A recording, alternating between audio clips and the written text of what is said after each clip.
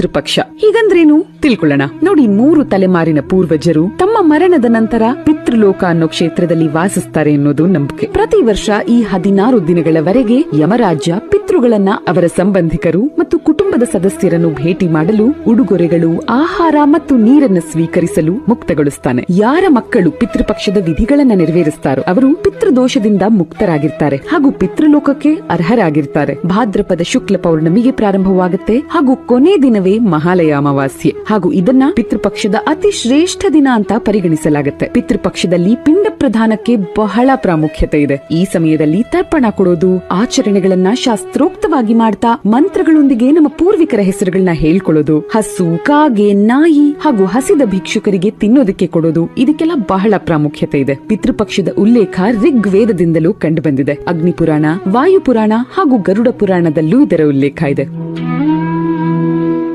ಪಿತೃಪಕ್ಷ ಹೀಗಂದ್ರೇನು ತಿಳ್ಕೊಳ್ಳೋಣ. ನೋಡಿ, 3 ತಲೆಮಾರಿನ ಪೂರ್ವಜರು ತಮ್ಮ ಮರಣದ ನಂತರ ಪಿತೃಲೋಕ ಅನ್ನೋ ಕ್ಷೇತ್ರದಲ್ಲಿ ವಾಸಿಸ್ತಾರೆ ಅನ್ನೋದು ನಂಬಿಕೆ. ಪ್ರತಿ ವರ್ಷ ಈ 16 ದಿನಗಳವರೆಗೆ ಯಮರಾಜ್ಯ ಪಿತೃಗಳನ್ನ ಅವರ ಸಂಬಂಧಿಕರು ಮತ್ತು ಕುಟುಂಬದ ಸದಸ್ಯರನ್ನು ಭೇಟಿ ಮಾಡಲು, ಉಡುಗೊರೆಗಳು, ಆಹಾರ ಮತ್ತು ನೀರನ್ನು ಸ್ವೀಕರಿಸಲು ಮುಕ್ತಗೊಳಿಸ್ತಾನೆ. ಯಾರ ಮಕ್ಕಳು ಪಿತೃಪಕ್ಷದ ವಿಧಿಗಳನ್ನ ನೆರವೇರಿಸ್ತಾರೋ ಅವರು ಪಿತೃದೋಷದಿಂದ ಮುಕ್ತರಾಗಿರ್ತಾರೆ ಹಾಗೂ ಪಿತೃಲೋಕಕ್ಕೆ ಅರ್ಹರಾಗಿ